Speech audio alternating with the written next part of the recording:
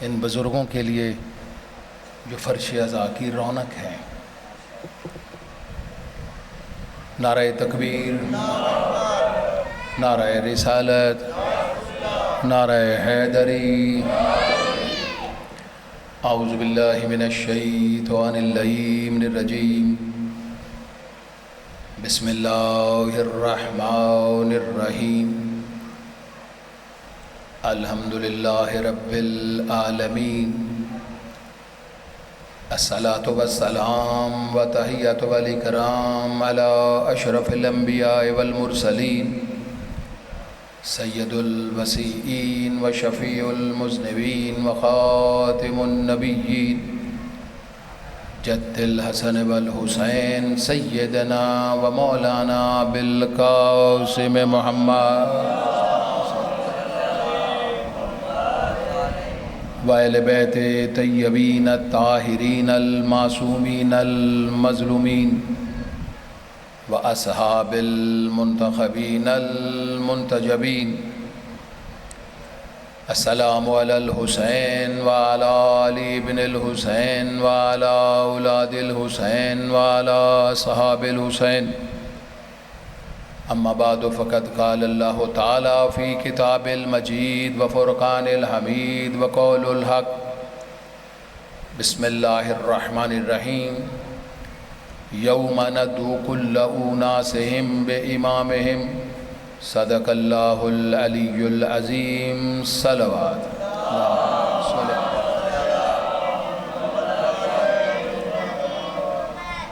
مجلس عزا ہے اور یہ عبادت ہے، آپ ایک عظیم عبادت میں تشریف فرما ہے۔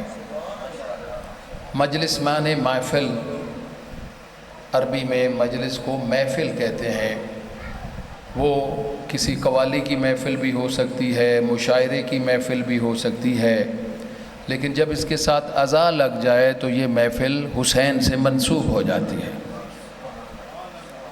تو اب عزا لگانے کی ضرورت نہیں ہے، ادھر آپ مجلس کا نام کہیں، ادھر لوگوں کے کان کھڑے ہو جاتے ہیں بھی یہ حسین کا ذکر کروانے لگے۔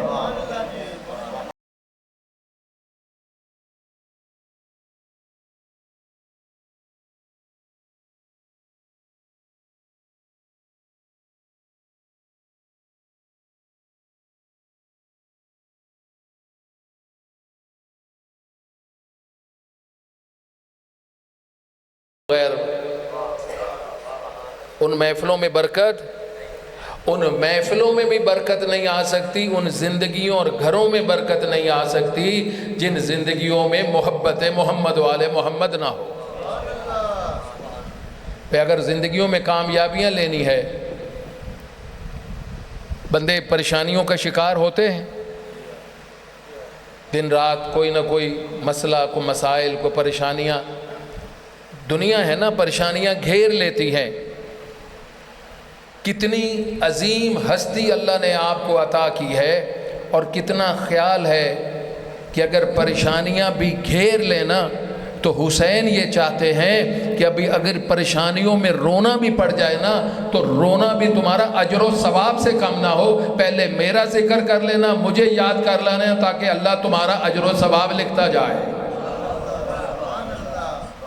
کبھی دل بھر آ جاتا ہے نا، مصیبتیں پڑی ہوں، کتنا کریم حسین ہے کہ اپنی پریشانی بھی آئے تو مجھے یاد کر لینا، آنسو بہا لینا، پھر میں تمہاری مدد کروں گا، تمہاری پریشانیوں سے آزاد کر دوں۔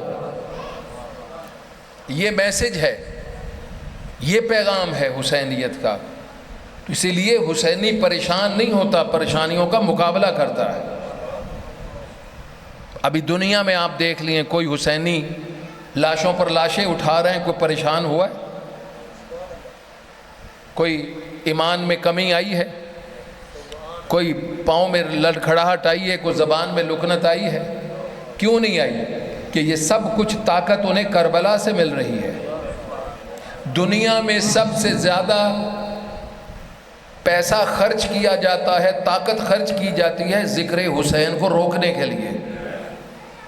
دنیا میں پوری ذمہ داری سے کہہ رہا ہوں، میں زیادہ آپ کا ٹائم نہیں لوں گا، بس میسج دے کے آپ اتنی دیر سے، اب میرا تو یہی میسج ہوتا ہے کہ اب مجالس جو ہے اسے مختصر ہونا چاہیے، اتنا لمبا پیریڈ، یہ آپ کے ہمت ہے، آپ کو اللہ تعالیٰ یہ جڑا ڈالڈا کھاندے پہ ہونا جو نہیں ہے امتحان کوئی نہیں ہونا، آپ کو اللہ نے ہمت دی ہے اور انشاءاللہ دیں گے۔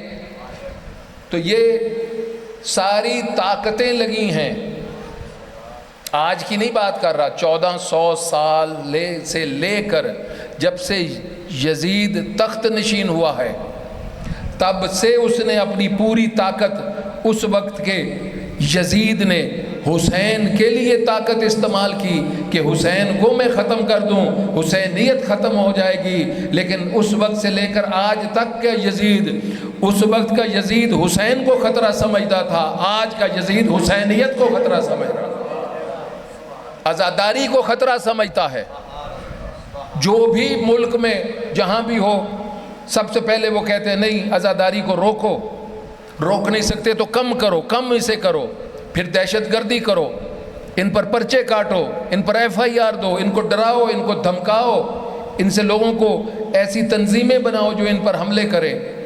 تو کیا رک گئی آزاداری؟ رک گئی کہ بڑھ رہی ہے؟ تو یہ جو بڑھ رہی ہے یہ آپ کا کمال ہے یا میرا کمال ہے؟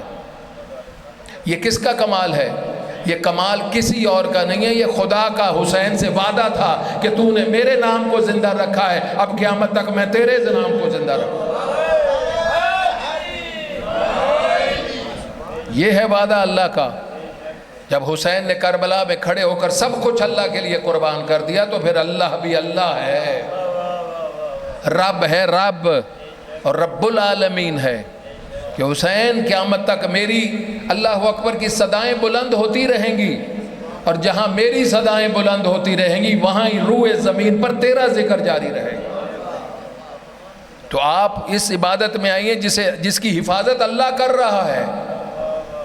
ایک اور میں پھر کیا کروں، میرے پاس جملے تو آیت اللہ کے جملے ہیں، غربی صاحب نے ابھی بڑی خوبصورت ارشاد فرمایا ہے، ان کا پھر ارشاد میرے لیے تو حجت ہی ہے، اس وقت وہ بہت بڑے عالم دین ہیں، بہت کمال کے جملے ہیں کہ انہوں نے سے کسی نے پوچھا کہ یہ قرآن میں دکھائیے آزاداری، حدیث میں دکھائیے، کسی امام سے دکھائیے کہ انہوں نے اسے واجب قرار دیا ہو، مستحب قرار دیا ہو، تاریخ میں دکھائیے۔ بھئی قرآن میں کہاں دکھائیں گے ہم آزاداری کے ہمیں واجب قرار دیا ہے؟ نہیں نا۔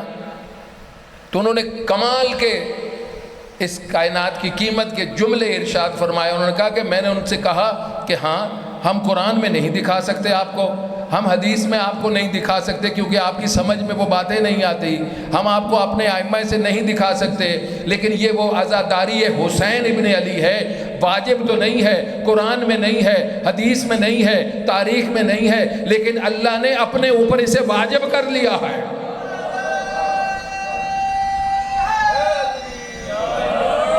کہ اس کی حفاظت میں اللہ واجب سمجھ کے کر رہا ہوں، اور کوئی بھی عبادت قبول نہیں کروں گا محبت حسین کے بغیر۔ اس سے بڑا ثبوت نہیں ہے۔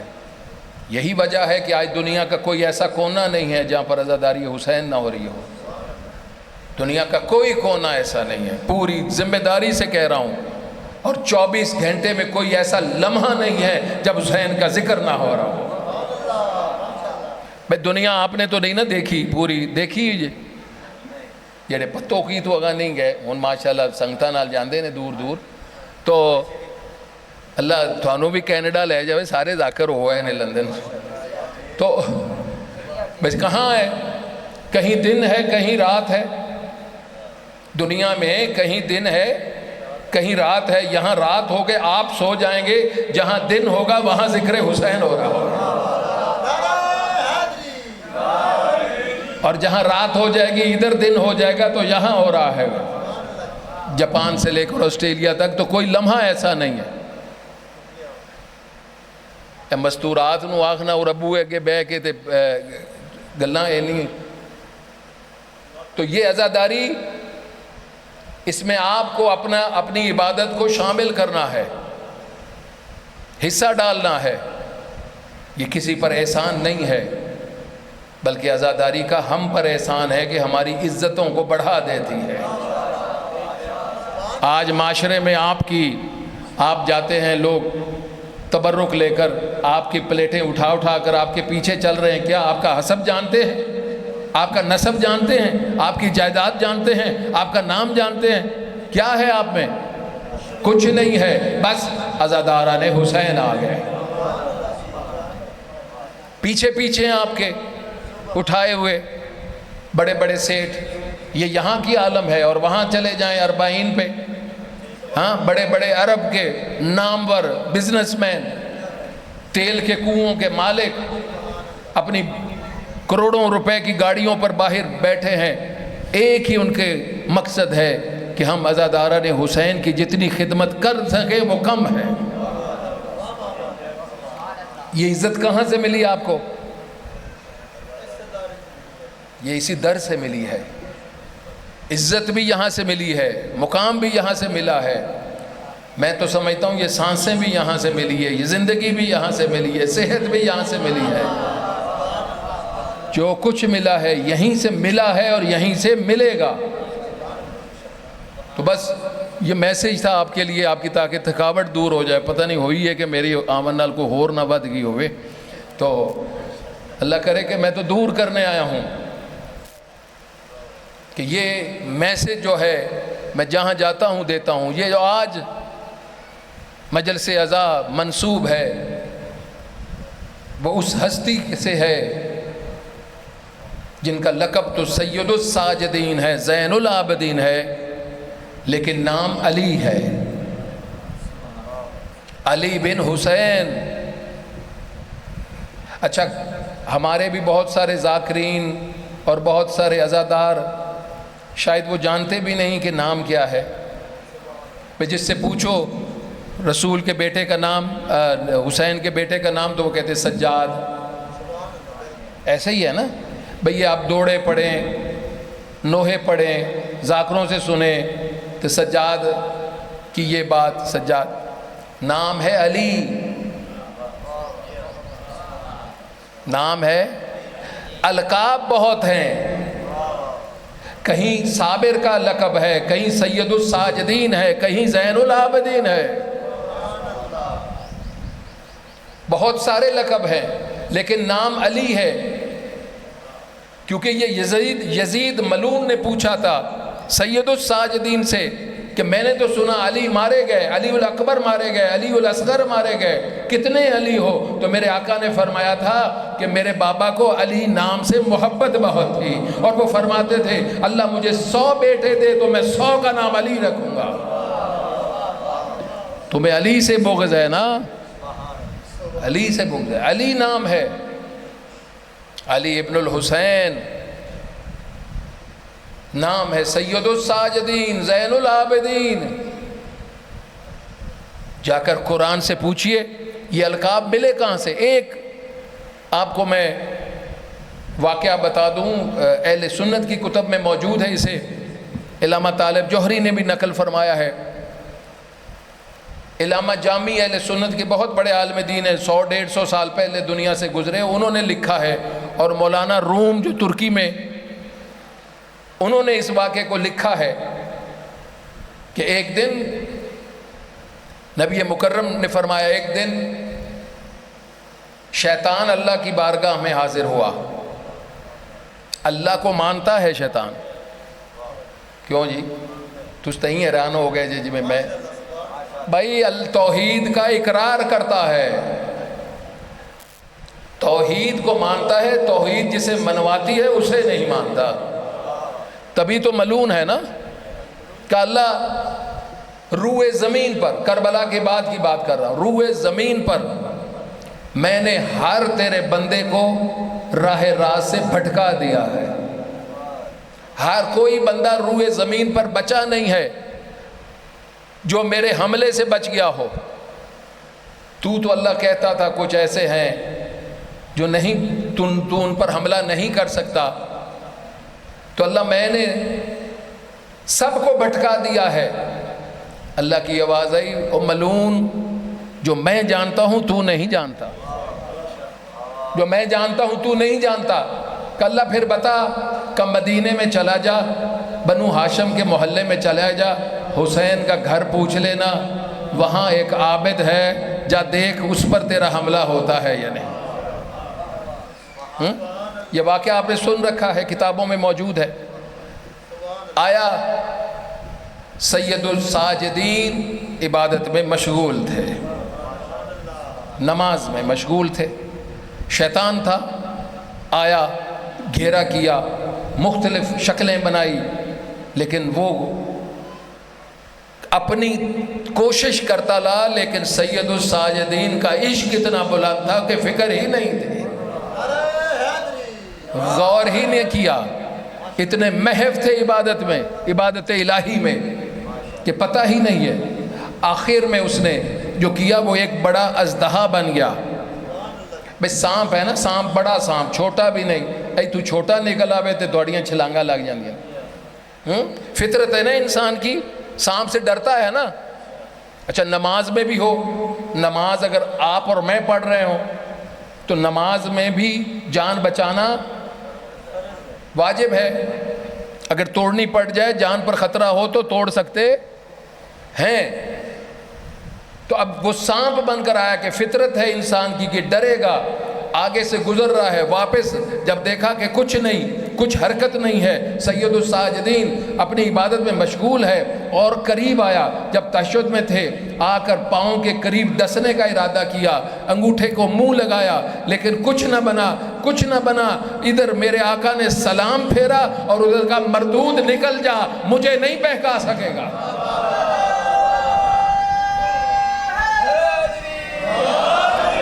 اس وقت آسمان سے آواز آئی، یہ کوئی اور نہیں ہے، یہ زین العابدین ہے، جسے اللہ کہہ رہا ہے یہ عابدین کی زینت ہے، یہ عبادت گزاروں کی زینت ہے، کسی اور کو بٹائے۔ سید الساجدین کا ماننے والا ہو اور اس کی پیشانی پر ایک بھی سجدے کا نشان نہ ہو، میرا خیال ہے تینوں ہی سمجھ آندی پھی، باقی تو چلو۔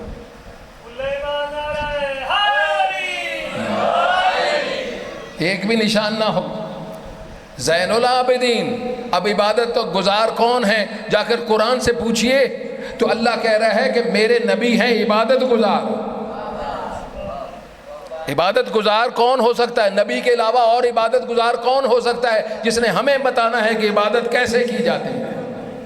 اس سے بڑا اپنے وقت کا سب سے بڑا عابد جو ہوتا ہے اپنے وقت کا، وہ نبی ہوتا ہے۔ سب سے بڑا عبادت گزار نبی ہوتا ہے۔ اور ساجدین بے قرآن نے کہا ہے نا کہ جب میں اس میں اپنی روح پھونک دوں تو تم سارے ساجدین ہو جانا۔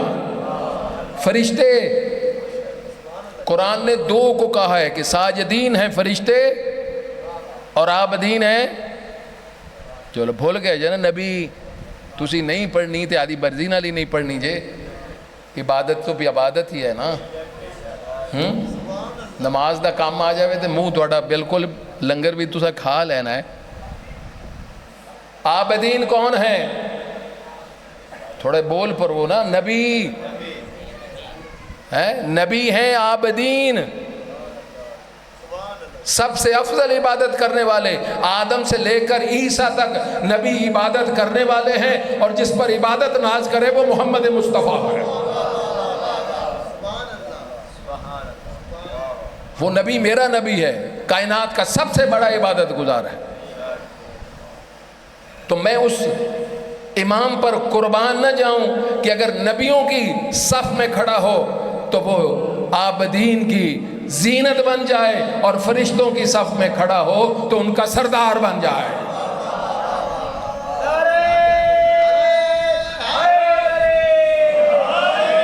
بھئی دونوں معصوم ہیں نا، نبی بھی معصوم، فرشتہ بھی معصوم، دونوں کی صف میں کھڑے ہو جائیں۔ اگر نبیوں کی صف میں کھڑے ہو جائیں تو ان کی زینت بن کر ابھریں، اور اگر فرشتوں کی صف میں کھڑے ہو جائیں تو سردار بن کر سامنے آ جائیں۔ اتنا بڑا عبادت گزار ہے۔ اب وقت نہیں ہے، لیکن یہ القاب جو میرے آقا کو ملے ہیں کیا ویسے ہی مل گئے؟ کیا کچھ محنت نہیں کی ہے؟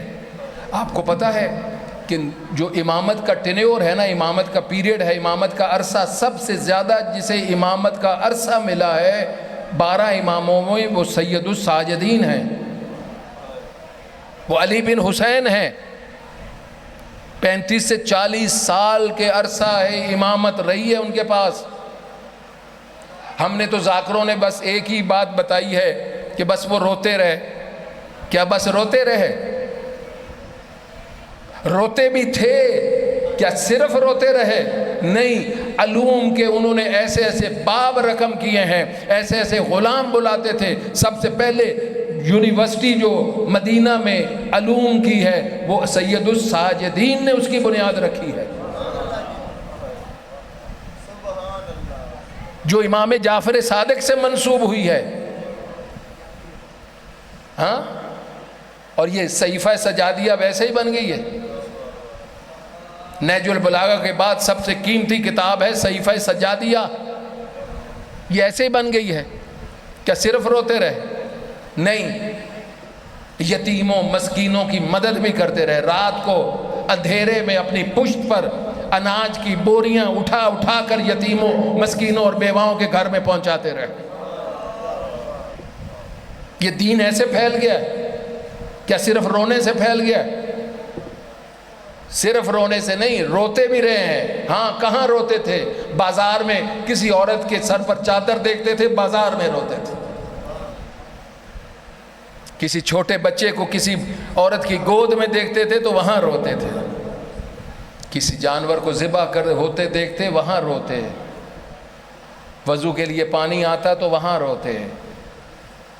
تبلیغ بھی ساتھ تھی، رونا بھی ساتھ تھا، صرف روئے نہیں۔ یہ مت کہیں کہ بس روتے رہے، نہیں، علم بھی دیتے رہے، غلام بھی آزاد کرتے رہے، فقہ بھی بڑھاتے رہے، بابا کی یاد کو بھی ایک لمحے اپنے سے جدا نہیں کیا، سب کچھ کرتے رہے۔ تبھی یہ فقہ بنی ہے، تبھی تو یہ ہم تک سب کچھ پہنچا ہے، یہ مصائب پہنچے ہیں۔ عزادارو، یہ کبھی آپ نے سوچا ہے یہ جو بچے 10 محرم کو اپنے آپ کو یہ کڑیاں پہنواتے ہیں، جب وہ گرم ہو جاتی ہیں، حالانکہ بہت ہلکی ہوتی ہیں نا، کبھی سوچا ہے اس بچے کو، جوان کو کہیں اس کڑیوں کے ساتھ نماز پڑھ؟ کتنا مشکل ہے۔ کبھی آپ نے اس کو تصور نہیں نہ کیا؟ اور اس نمازی کا دیکھیں جس کے گلے میں خاردار توق ہو، جس کے ہاتھوں میں بھاری بھرکم وزنی لوہے کے بڑے کڑے ہوں، پاؤں میں بیڑیاں ہوں۔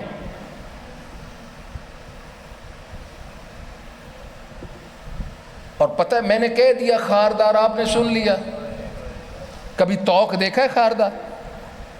ہاں، جس کی سیخیں لگی ہوئی تھیں، جب ہلتا تھا نا تو سیخیں رگوں میں دھس جاتی تھی، خون کے فوارے نکلتے تھے۔ آپ نے سن لیا، میں نے پڑھ دیا، کیا کافی ہے؟ اس نمازی پاؤں میں بیڑیاں، بڑے کڑے تھے چوڑے، اس کو تالا ہاتھوں میں، کمر میں لنگا، گلے میں خاردار توق۔